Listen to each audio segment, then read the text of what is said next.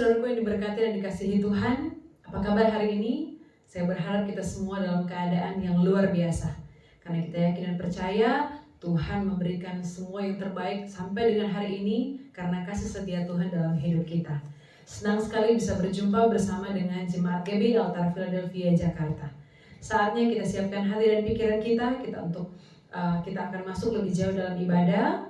Saya ajak kita semua untuk berdiri, panggilan untuk beribadah.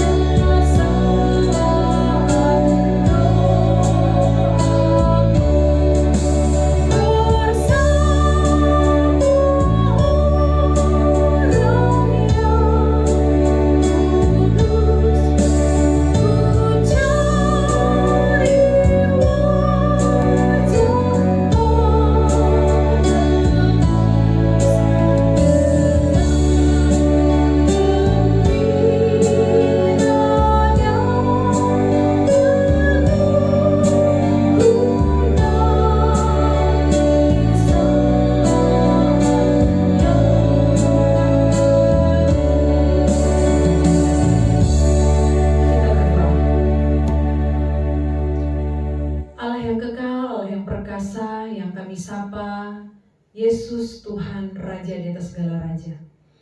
Kami bersyukur atas kedahsyatan kasih setiamu dalam kehidupan kami. Kami menyembah Engkau Allah yang hidup, yang satu-satunya kekuatan dalam hidup kami Tuhan. Kami yakin dan percaya kami ada sebagaimana kami ada hari ini, saat ini, semuanya karena berkat kasih setia Tuhan dalam kehidupan kami.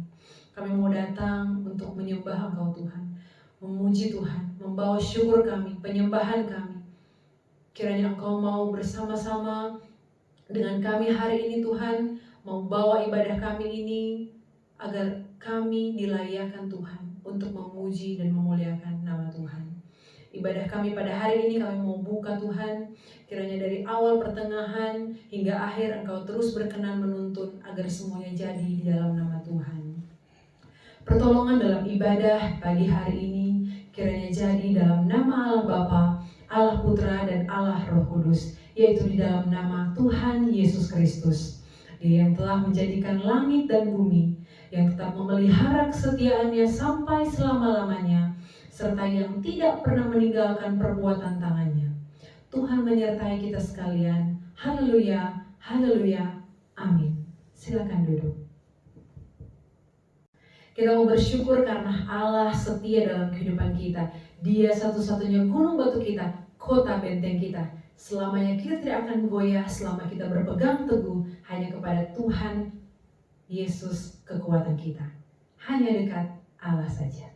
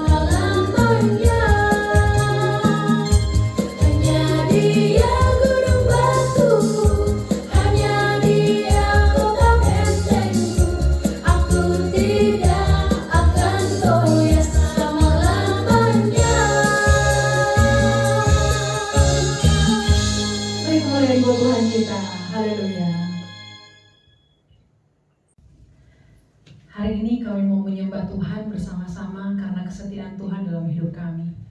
Kami yakin dan percaya bahwa Dia yang sangat mulia, Dia yang memberikan segalanya bagi kami saat ini, Dia satu-satunya Bapa kami yang akan tetap menuntun kami, perjalanan hidup kami dari sekarang dan terus ke depan sampai Maranatha menjemput kami. Kami yakin Bapa, Dia Yesus yang akan tetap setia, menunggu dan mendampingi kami.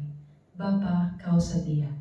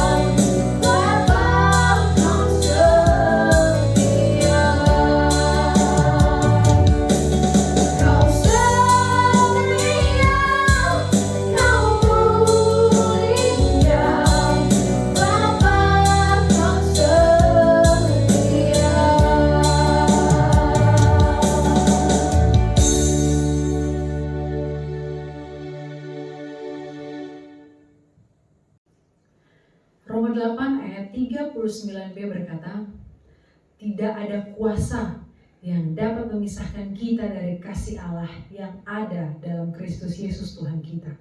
Karena Tuhan kita lebih besar dari apapun yang dapat kita ceritakan. Dia lebih kuat perkasa dibanding apapun yang kita ketahui. Juga kasih setianya tidak dapat dibandingkan dengan apapun yang ada. The love of God.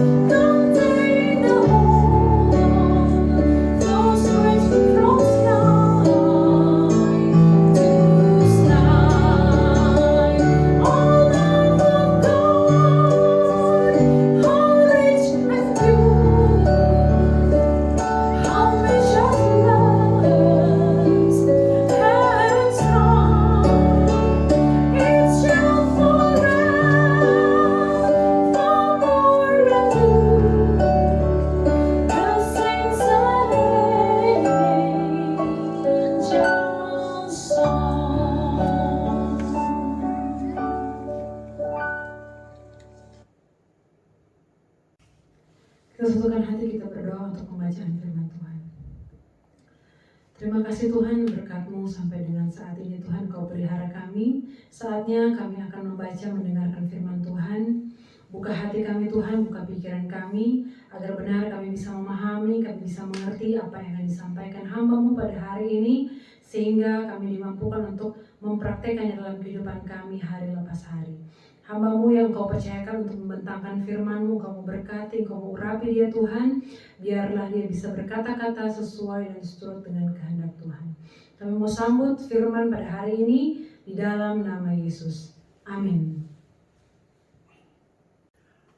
Shalom, selamat pagi saudara-saudaraku yang dikasihi Tuhan Yesus. Senang bisa bertemu kembali dalam acara ibadah Minggu Online GBI Altan Philadelphia, Jakarta.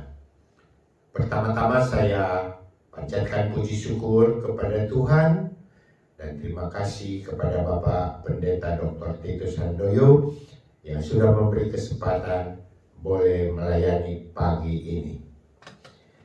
Pada ibadah yang lalu, saya telah berbicara tentang bagaimana, mengapa kesukaran atau mengapa Allah membiarkan akan kesukaran, penderitaan, kesakitan.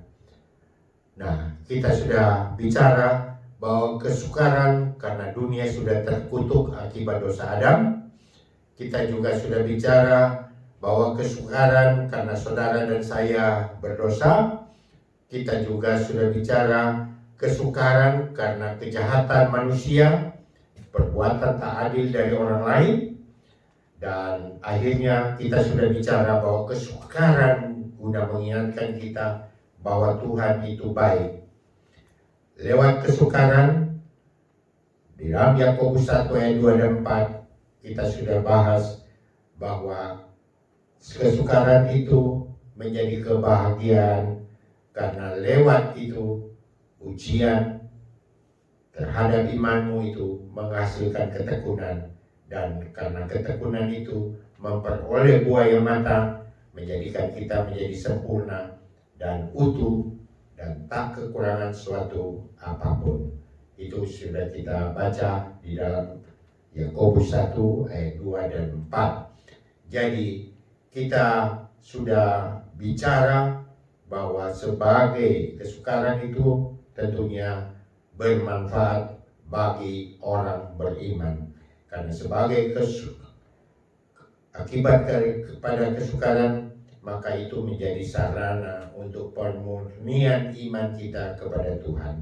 Dan yang kedua, untuk meningkatkan kesabaran, ketekunan, ketahanan, dan pengharapan. Dan yang ketiga, menjadikan kita rendah hati, tidak menjadi sombong, dan akhirnya menjadikan kita lebih beriman dan berharap datangnya pertolongan hanya kepada Tuhan. Nah, pagi ini kita akan bahas bagaimana kita sebagai orang beriman harus bersikap manakala kesukaran, kesakitan, penderitaan, ketidakadilan, dan kejahatan itu menimpa kita.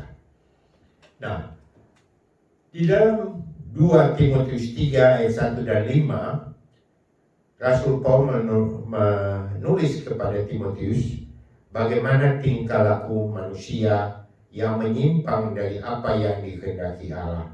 Dan ini adalah gejala penyakit sosial. Ketahuilah bahwa pada akhir hari-hari terakhir akan datang masa yang sukar.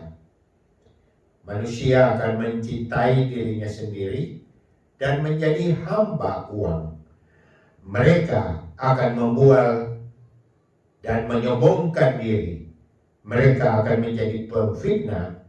Mereka akan berontak terhadap orang tua dan tidak tahu berterima kasih dan tidak mempedulikan agama. Tidak tahu mengasihi, tidak mau berdamai, suka menjelekkan orang, tidak dapat mengekang diri, garam, tidak suka yang baik, suka mengkhianat, tidak berpikir panjang, berlagak tahu, lebih menuruti hawa nafsu daripada menuruti Allah. Secara lahiriah mereka menjalankan ibadah mereka, tetapi pada hakikatnya mereka memungkiri kekuatannya.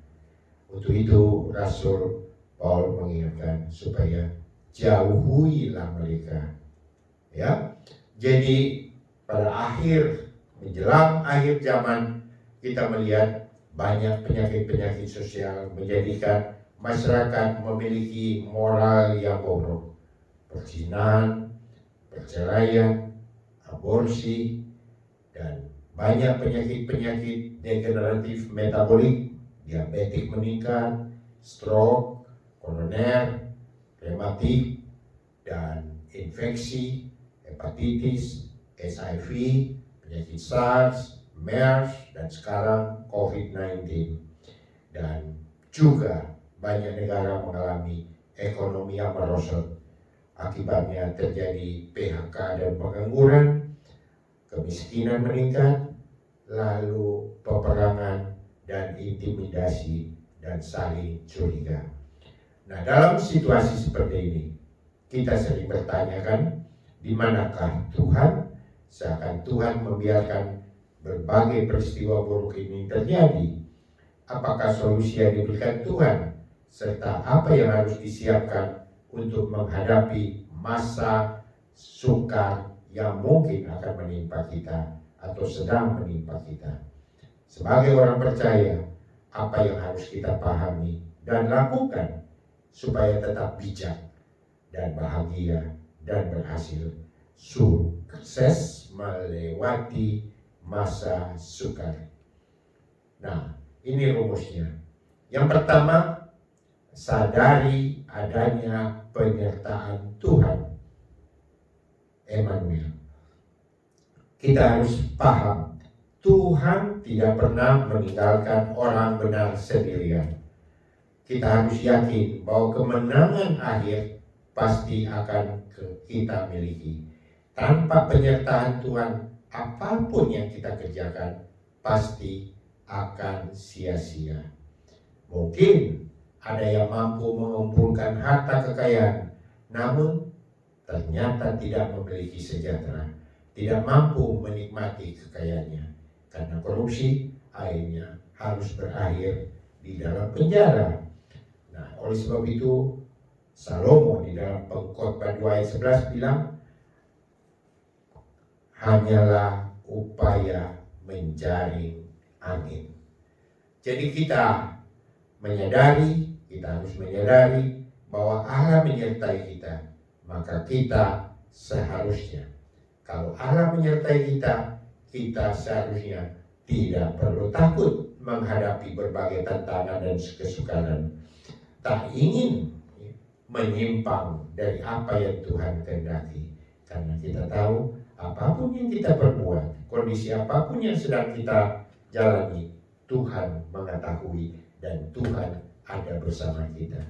Penyertaan dan hadirat Tuhan menjadi hal yang penting, yang termasuk dalam hal kita beribadah.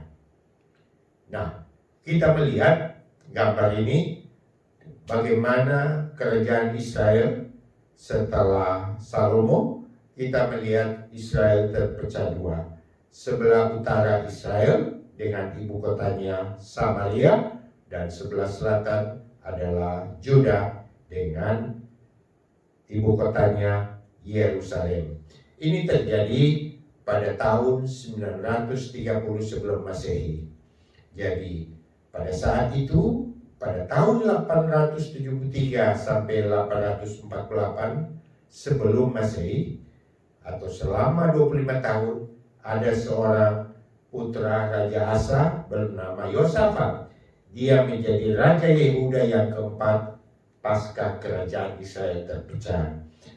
Jadi kita lihat Yosafat yang baru berusia 25 tahun, dia menjadi raja di Yerusalem dan memerintah selama 25 tahun.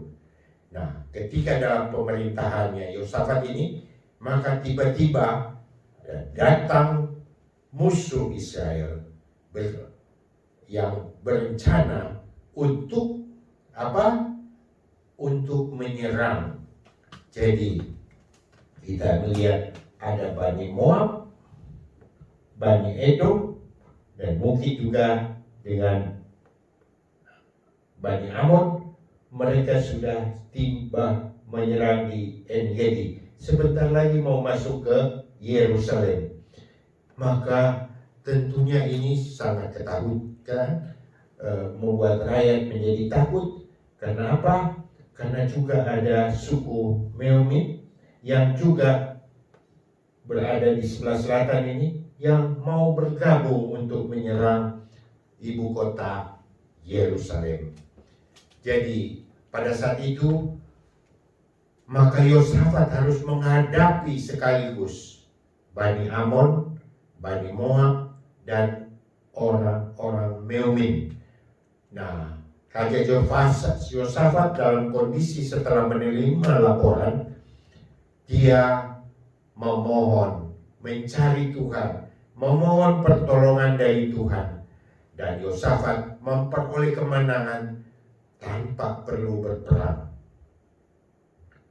Di dalam 2 Tawari 20 ayat 1 sampai 37, Yosafat harus menghadapi ketiga musuhnya, Bani Moab, Amon, dan orang Meumit ini. Jadi dia berusaha, Yosafat menjadi takut. Tapi ketika dia takut, bukan melarikan diri, tapi mengambil keputusan untuk mencari Tuhan. Lalu dia menyerukan kepada seluruh Yehuda supaya berpuasa. Jadi di sini orang menjadi takut. Sebagai pemimpin menjadi takut, maka dia berlutut mencari Tuhan. Lalu apa yang dia lakukan? Dia setelah berdoa dan berpuasa, dia menyampaikan doa permohonannya. 2 Tawari 20 ayat yang keempat. Ya Tuhan, Allah nenek moyang yang kami, Allah nenek moyang kami, bukankah Engkau Allah di dalam surga? Bukankah Engkau memerintah atas segenap kerajaan bangsa? Kuasa dan keperkasaan ada di dalam tangan-Mu, sehingga tidak ada orang yang dapat bertahan melawan Engkau. Dan di sini dia menceritakan bahwa Tuhan yang dia kenal itu adalah Allah nenek moyang kami. Bukankah Engkau Allah di dalam surga? Bukankah Engkau memerintah atas segenap kerajaan bangsa? Dan kuasa dan keperkasaan ada di dalam tangan-Mu, sehingga tidak ada orang yang dapat bertahan melawan Engkau. Ini satu keyakinan yang jelas bahwa dia memiliki Allah yang dia kenal. Dan di dalam ayat yang ke-12 dia melaporkan, ya Allah kami, tidakkah Engkau akan menghukum mereka? Karena kami tidak mempunyai kekuatan untuk menghadapi laskar yang besar ini yang datang menyerang kami. Kami tidak tahu apa yang harus kami lakukan, tetapi mata kami hanya tertuju kepadamu. Nah, ketika dalam doa puasa itu, lalu tiba-tiba ada seorang perempuan yang bernubuat. Ayat 15 berkata, janganlah kamu takut dan terkejut karena laskar yang besar ini, sebab bukan kamu yang akan berperang melawan Allah, tetapi Allah yang akan berperang. Perempuan ini bernama Yahasiel bin Zakaria bin Benaya bin Matania. Dia adalah seorang Lewi dari Bani Asaf. Jadi dia adalah keturunan Lewi yang tugasnya menyembah, memuliakan Tuhan. Jadi dia bilang, jangan kamu takut dan terkejut karena laskar yang besar ini, sebab bukan kamu yang akan berperang, melainkan Allah yang akan menggantikan perang. Nah, dalam peperangan ini tidak usah kamu bertempur, hai Yehuda dan Yerusalem. Engkau tinggallah berdiri di tempatmu dan lihatlah bagaimana Tuhan memberikan kemenangan kepadamu. Janganlah kamu takut dan terkejut. Majulah besok menghadapi mereka. Tuhan akan menyertai kamu. Jadi kalau ayat ini berbicara pada zamannya Yosafat, maka ayat ini juga berlaku bagi kita umat Tuhan pada saat ini. Ketika kita mengalami kesukaran dan kesulitan, penderitaan, Tuhan juga bilang, jangan kamu takut, jangan kamu takut, karena bukan kamu yang berperang, tetapi Allah yang akan memberikan kita kemenangan, Allah yang menyertai kita jauh lebih besar daripada kesukaran, penderitaan, pencobaan yang sedang kita jalani. Maka kita melihat mereka kemudian keesokan harinya keluar, sebab ada satu keyakinan, janganlah kamu takut dan terkejut karena laskar yang besar ini, sebab bukan kamu lagi yang akan berperang, melainkan Allah. Nyanyikanlah nyanyian syukur bagi Tuhan, bahwasanya untuk selama-lamanya kasih setianya. Jadi kita melihat di sini laskar daripada Yehuda yang dipimpin oleh Yosafat bukan keluar dengan pedang lembing, tetapi mereka keluar dengan kecapi, dengan trompet, mereka menari-nari memuji Tuhan. Jadi seperti ketika Daud mengalahkan Goliat. Daud bilang, "Kau Goliat, raksasa Filistin, engkau datang dengan pedang dan lembing, tetapi aku datang di dalam nama Tuhan." Dan Goliat dikalahkan, dipenggal kepalanya hanya oleh karena kuasa firman Allah. Sebab itu maka kita harus alami ini. Percayalah kepada Tuhan Allahmu dan kamu akan tetap teguh. Nyanyikanlah nyanyian syukur bagi Tuhan, bahwasanya untuk selama-lamanya kasih setianya. Maka ketika kemudian mereka tiba di tempat pertempuran itu, maka mereka mulai bersorak-sorai dan menyanyikan nyanyian pujian. Lalu apa yang terjadi?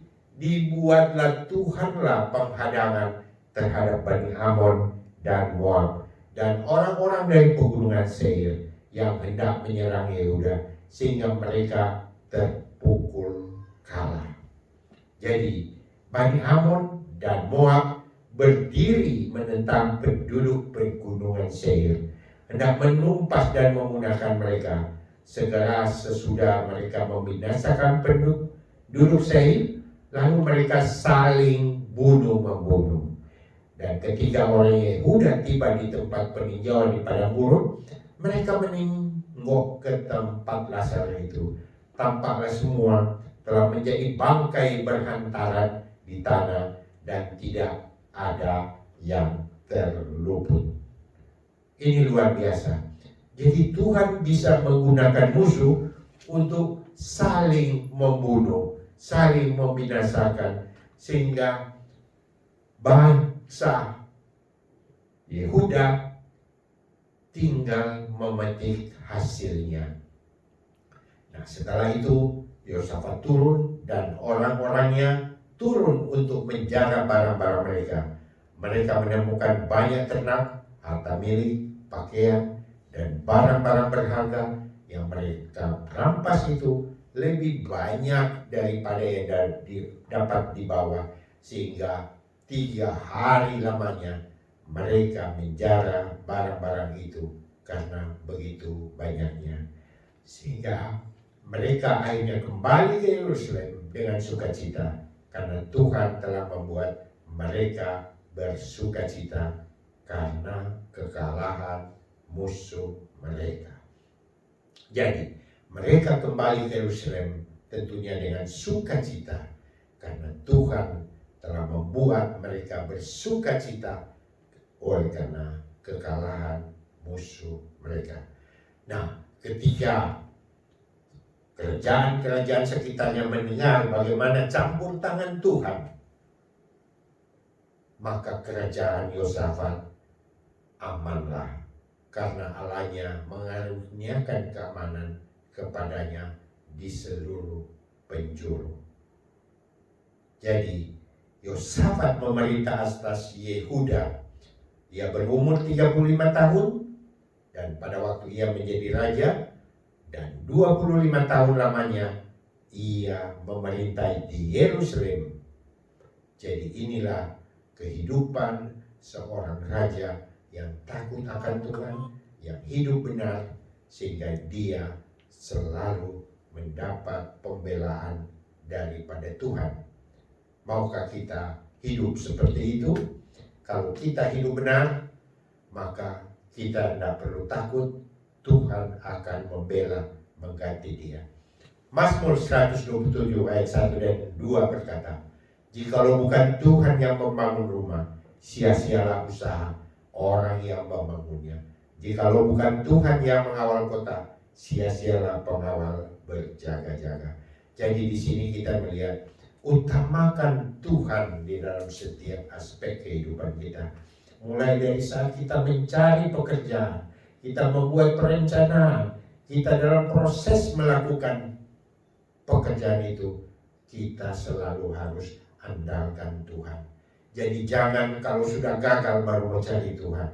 Jadi harus dari awal, sebelum kita memulai usaha kita, kita sudah harus berharap kepada Tuhan. Sia-sialah kamu bangun pagi-pagi dan duduk-duduk sampai jauh malam dan makan roti yang diperoleh dengan susah payah, sebab Tuhan memberikannya kepada yang dicintainya pada waktu tidur. Ayat ini tidak berbicara bahwa kita tidur-tidur aja, gak usah bekerja, pasti Tuhan akan beri makanan. Tidak demikian. Karena Tuhan bilang di dalam 2 Tesalonika 3 ayat 10 dan 11, kalau kau tidak bekerja, kau tidak boleh makan.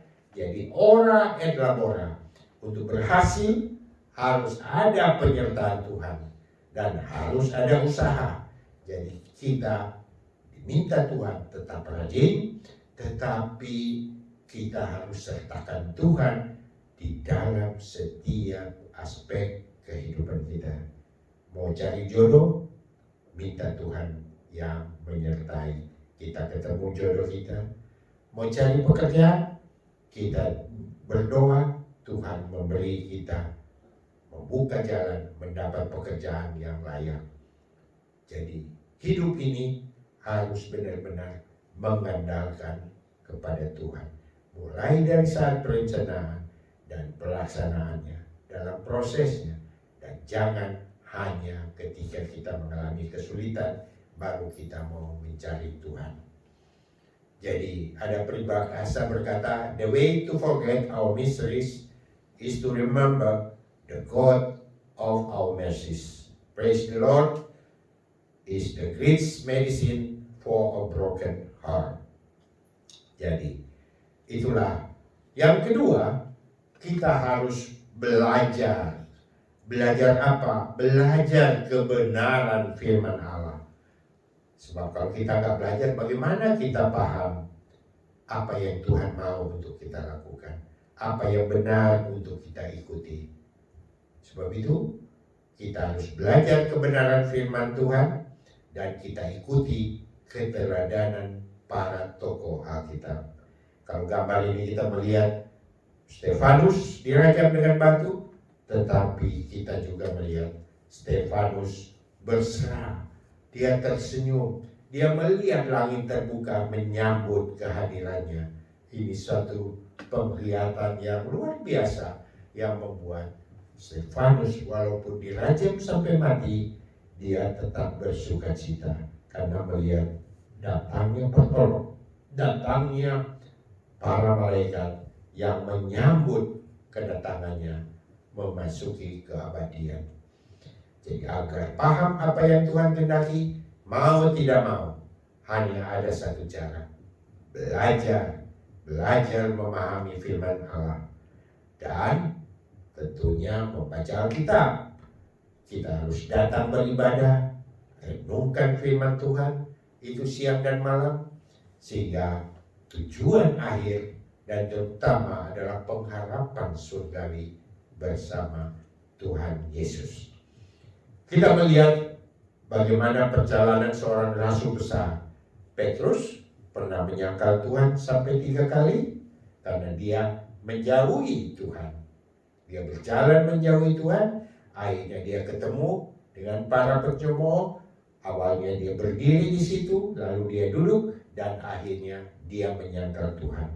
Tetapi kita melihat setelah dia dipulihkan oleh Tuhan, karena Tuhan kita Tuhan yang Maha Pengampun, dia ampuni, dia mencari Petrus, dan kemudian setelah kuasa kebangkitan Tuhan, dan kemudian setelah pencurahan Roh Kudus, dengan kuat kuasa Roh Kudus, Petrus tidak pernah takut lagi untuk mengabarkan Injil kebenarannya.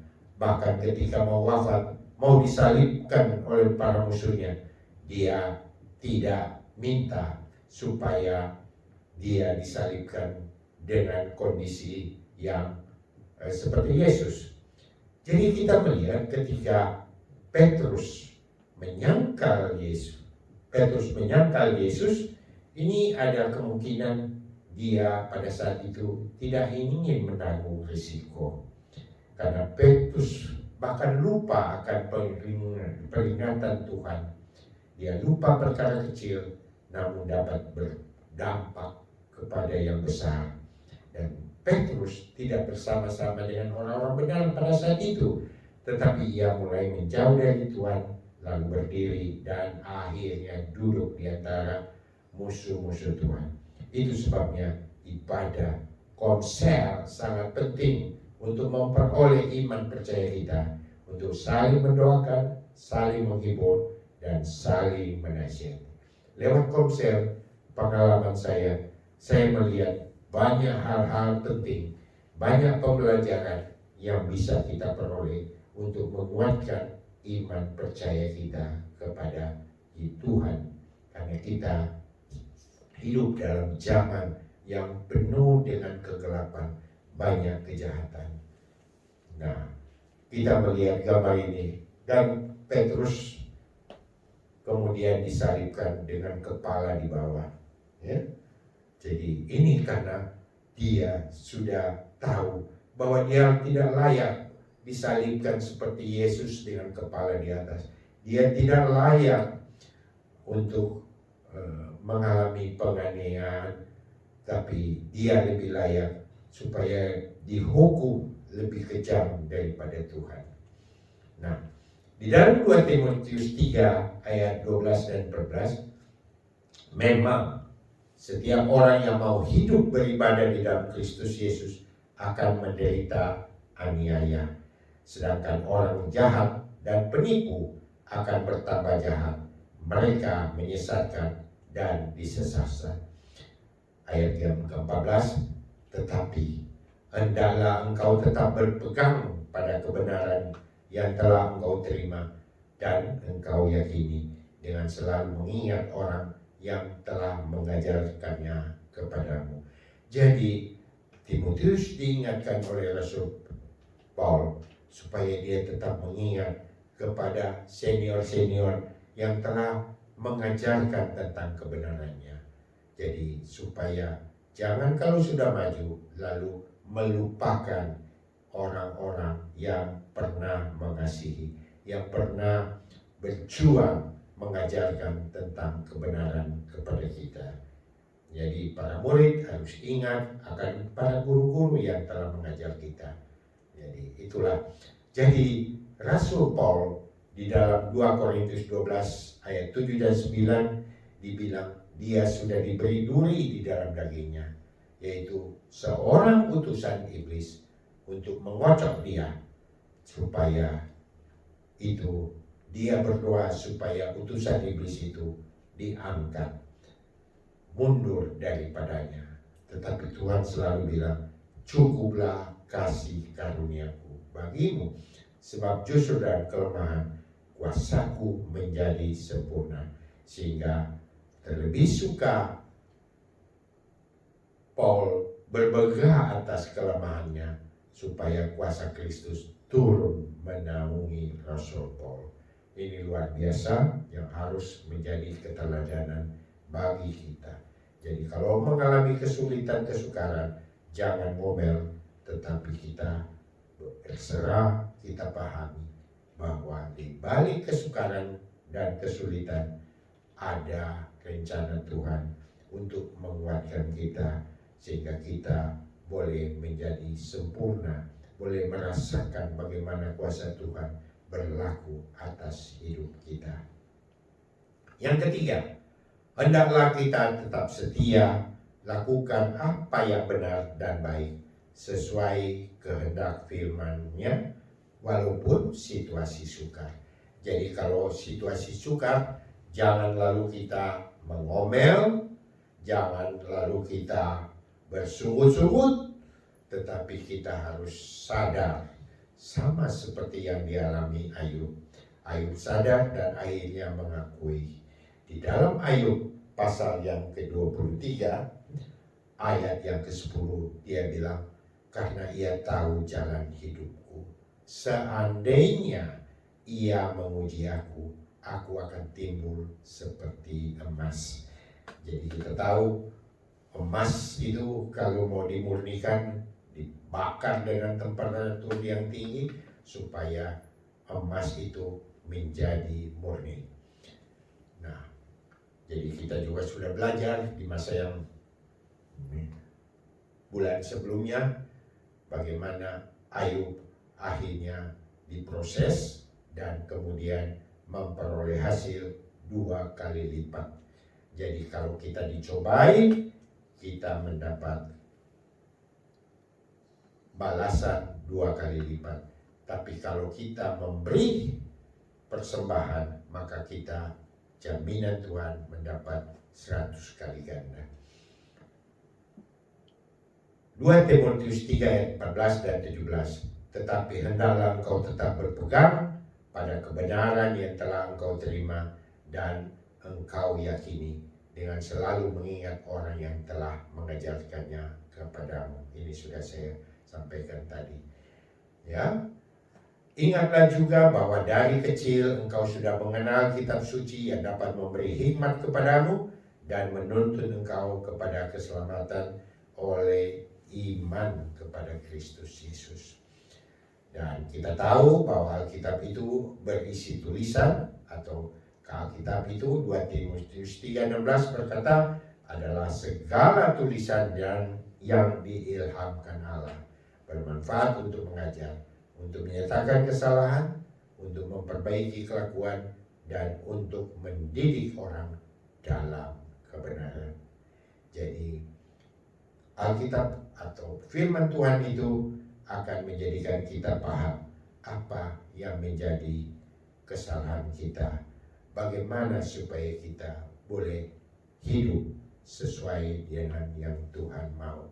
Sebab itu di dalam Roma pasal 12 ayat 1 dan 2, karena itu saudara-saudara, demi kemurahan Allah aku menasihatkan kamu, supaya kamu mempersembahkan tubuhmu sebagai persembahan yang hidup, yang kudus, dan yang berkenan kepada Allah.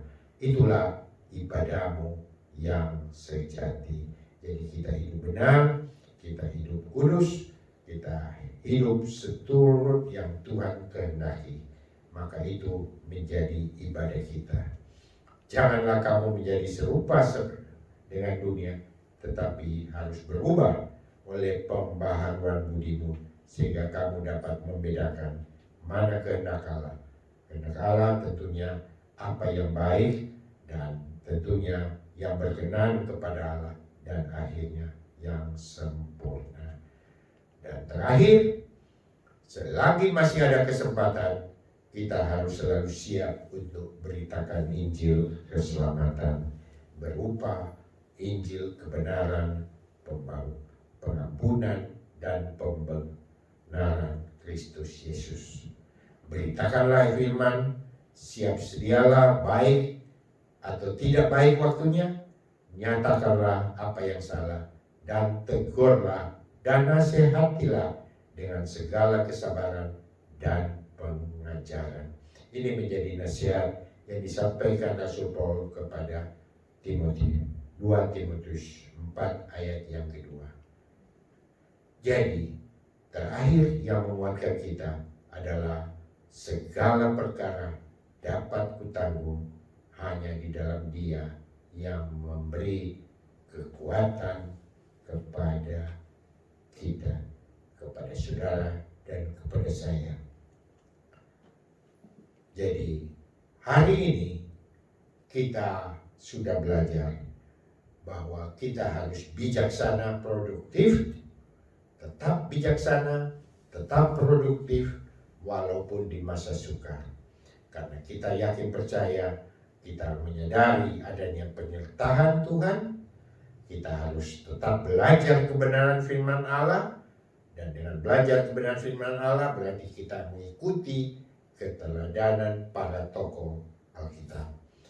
Dan ketiga, kita tetaplah setia dan lakukan apa yang benar dan baik sesuai dengan kehendak firman-Nya. Dan akhirnya, selagi masih ada kesempatan, selagi masih bernapas, harus siap untuk memberitakan Injil keselamatan berupa pengampunan dan pembenaran Kristus.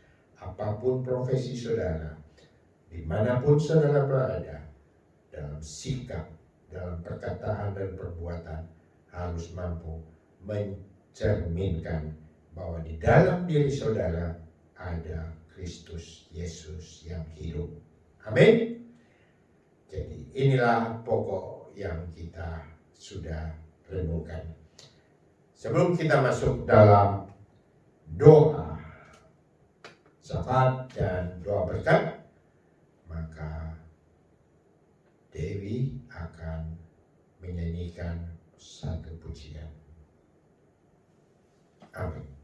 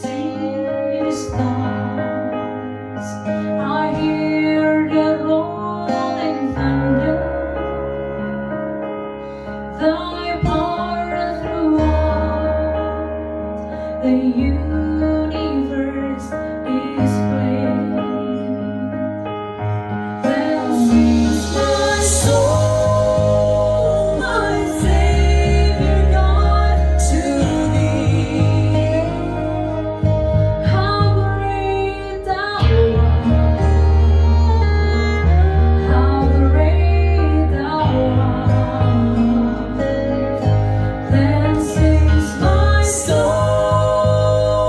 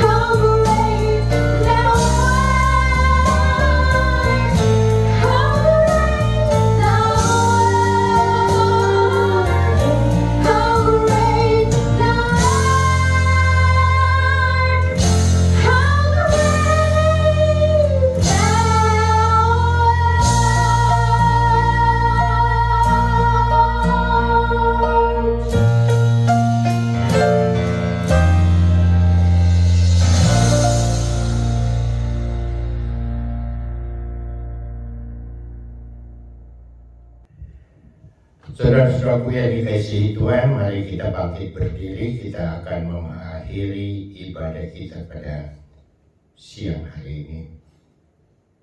Kita akan masuk dalam doa syafaat dan doa berkat.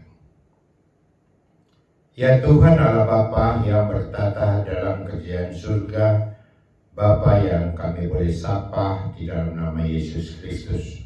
Kami bersyukur Tuhan kalau pada pagi hari ini kami boleh memuji membesarkan nama-Mu dan terlebih boleh mendengar sabda firman-Mu. Biarlah Tuhan firman yang sudah kami dengar boleh Engkau meteraikan dalam kehidupan kami sehingga boleh kami lakukan dan kami boleh dikuatkan di tengah-tengah kesukaran, penderitaan, kesulitan, dan kejahatan di dalam dunia ini.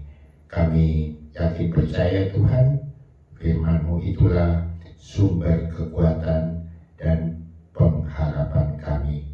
Terima kasih Tuhan, kami mau berdoa untuk bangsa dan negeri kami. Kami mau berdoa untuk pemerintah kami, Bapak Presiden, Bapak Wakil Presiden, Menko, Menteri, para gubernur, wali kota, camat, lurah, juga anggota Polri dan TNI. Biarlah Engkau taruhkan hikmat takut akan Engkau, sehingga dengan bijaksana daripada-Mu, biarlah para pejabat negeri ini boleh memerintah dengan adil dan bijaksana, dengan takut akan Engkau, sehingga ya Tuhan kami boleh memperoleh kesejahteraan di tengah-tengah bangsa ini. Kami boleh bebas untuk mengabarkan Injil kebenaran firman-Mu. Terima kasih Tuhan. Kami juga mau berdoa untuk mereka yang sakit. Ya Tuhan, biarlah Engkau memberi kekuatan. Engkau campur pengobatan yang sedang saudara-saudara kami alami. Sehingga dengan kuasa-Mu, biarlah obat-obat dan tindakan medis yang mereka jalani, mereka dapat memperoleh kesembuhan dan boleh memperoleh kesejahteraan dan kebaikan daripada Tuhan. Kami juga ingat para petugas medis, juga para medik yang terlibat dalam penanganan pasien COVID-19.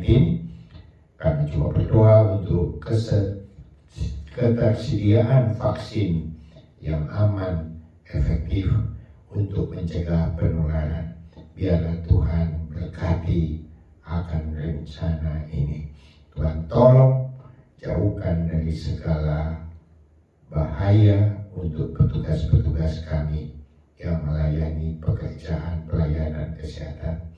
Kami juga berdoa untuk mereka yang telah membantu pelayanan gereja lewat doa, mengembalikan persepuluhan, juga memberi persembahan syukur dan diakonnya. Tuhan kiranya membalas berlipat kali ganda. Engkau kuduskan persembahan para jemaat sehingga boleh layak dipakai untuk kemuliaan dan kebesaran kerajaan-Mu. Kami berdoa untuk saudara kami yang berulang tahun pada minggu ini, pada bulan ini. Tuhan, sebagaimana Engkau telah pelihara di masa yang lampau, kami mohon kiranya berkat pemeliharaan pun Engkau taruhkan atas kehidupan anak-anak-Mu ini, sehingga mereka ya Tuhan boleh hidup dengan rencana Tuhan dan boleh memperoleh keselamatan dan kesejahteraan dan boleh berhasil di dalam mengiring Engkau. Secara khusus ya Tuhan, kami berdoa untuk Bapak Gembala kami dan keluarga, Pak Titus Santoyo dan Ibu Eli yang sedang berada di Singapura. Tuhan kiranya beri dia kekuatan dan campur tangan dengan segala obat-obat yang dia konsumsi, biarlah dia boleh memperoleh pemulihan, sehingga pada waktunya ya Tuhan kami rindu dia dapat kembali ke tanah air melayani di gereja GBI Altar Philadelphia Jakarta. Kami juga ya Tuhan berdoa untuk para pengerja dan tim pengembalaan gereja, biarlah Tuhan berkati mereka yang terlibat, sehingga ya Tuhan mereka dapat melayani kepada Tuhan dengan setia. Ya Tuhan, terima kasih, dan kami juga ingat akan mereka yang dengan setia mengikuti ibadah online pada pagi hari ini. Dimanapun mereka berada, siapapun mereka ya Tuhan, Engkau tahu apa yang menjadi kesulitan, kesukaran yang sedang mereka alami. Biarlah kuasa Tuhan oleh bilur-bilur-Mu, kalau ada yang sakit Engkau sembuhkan, yang lemah Engkau kuatkan, yang kurang dalam keadaan kesedihan, Tuhan yang memberi kekuatan dan penghiburan, sehingga dengan damai sejahtera daripada Tuhan, biarlah mereka boleh terlepas daripada kesukaran dan kesulitan yang sedang menghimpit mereka, dan biarlah mereka tetap menaruh pengharapan kepada Tuhan Yesus Juru Selamat. Kini saudara-saudaraku yang kekasih di dalam Tuhan, mari terimalah berkat dan anugerah daripada Allah Bapa, kasih sayangnya Tuhan kita Yesus Kristus, persekutuan Allah Roh Kudus kiranya menyertai saudara sekalian, mulai hari ini sampai Maranatha. Yesus kembali di awan-awan menjemput kita sebagai gerejanya. Terima kasih Tuhan. Haleluya. Amin.